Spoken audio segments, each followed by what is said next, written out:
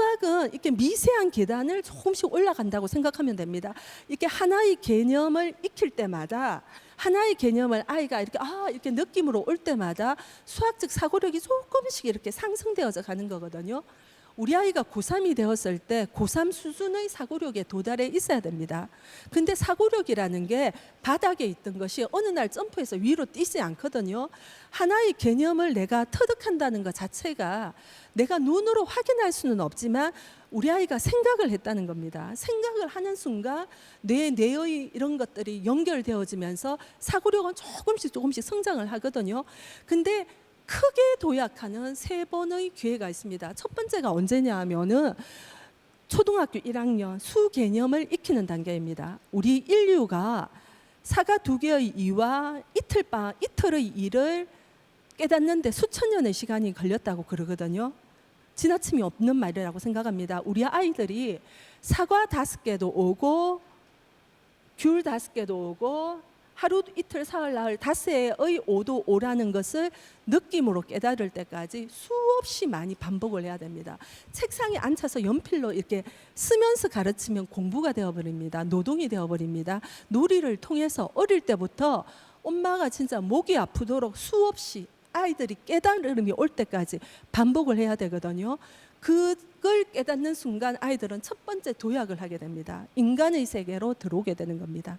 근데 1학년 때도 저걸 배우거든요. 제가 지금 적어놓은 게 1학년 때 배우는 것들입니다. 수 이름 익히고 5가지의 양적인 수를 알고 10가지의 양적인 의미를 알고 묶음과 날개를 알고 수를 1부터 100까지 배우는 게 1학년 과정이거든요. 근데 수 개념을 익히는데 생각보다 많은 시간이 걸립니다. 그래서 6살이나 7살 때부터는 수 개념을 시작하는 게 좋고요.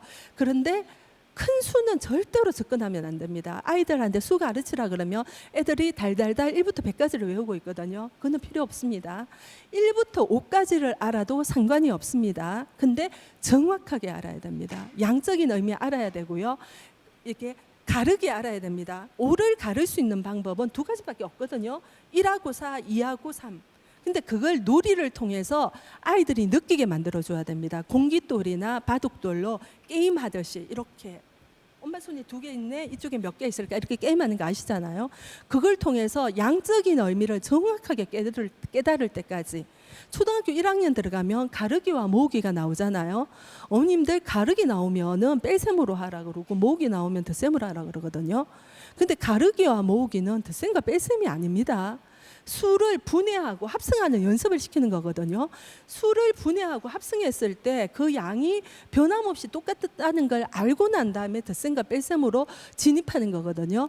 근데 가르기 모으기 나오면 더하기 빼기로 가버리거든요. 근데 거기서부터 미세하게 사고력의 차이가 나기 시작한다는 거거든요. 이거는 유아하고 초등학교 1학년 전반적으로 다 해당되는 얘기인데 한 개를 알더라도 정확하게 초등학교 1학년이 끝났을 때 10까지만 알아도 상관없습니다. 근데 10을 알되 10을 정확하게 10의 보수는 반드시 외우게 만드는 게 여러모로 유익합니다. 다른 수의 보수는 필요가 없습니다.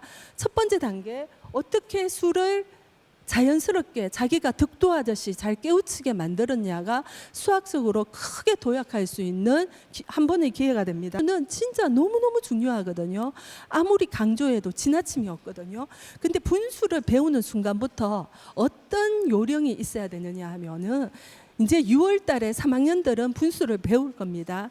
그러면 분수를 배우는 순간부터 이제 분수 공부는 계속해 나가야 됩니다. 5학년이 될 때까지. 하루에 5문제라도. 제가 하루 2장 수학의 힘이라고 얘기를 했잖아요. 하루 2장 수학을 풀 때 사실 한 장은 연산 문제가 되면 좋고요. 한 장은 자기 진도 학습이 되면 좋습니다. 만약에 자기 진도 학습에서 연산을 하고 있으면은 그 나머지 한 장을 연산 문제랑 문장제 문제를 하면 좋거든요. 근데 문장제 문제를 할 때 덧셈을 배울 때 문장제 문제 애들 다 맞아옵니다. 시험 치면. 왜냐하면 덧셈을 칠 때 문장제 문제는 다 덧셈식입니다. 뺄셈을 배울 때 문장제 문제는 다 뺄셈식입니다. 곱셈은 곱셈의 문장제 문제만 나오거든요. 그래서 애들이 구분을 못합니다. 문장제 문제를 하되 덧셈 하나, 뺄셈 하나, 곱셈 하나, 나눗셈 하나를 섞어서 아이들로 하여금 어떤 경우가 덧셈이고 어떤 경우가 뺄셈이고 어떤 경우가 곱셈이고 나눗셈인지를 판단할 수 있게 해줘야 됩니다. 어려운 문제를 할 필요가 없고요. 쉬운 문제를 통해서도 판단할 수가 있거든요. 어머님들 학기 끝나고 나면 수학 문제 홀르덩 다 버려버리잖아요. 수학 문제집은 버리면 안 됩니다. 책꽂이에 꽂아두는 게 좋습니다. 꽂아두었다가 그런 문제 낼 때 베껴서 내면 됩니다. 연습장 같은 거 하나 사가지고 네 문제 정도 베껴서 꼭 덧셈, 뺄셈, 곱셈, 나눗셈이 어떤 경우인지를 정확하게 알게끔 하면 좋고요.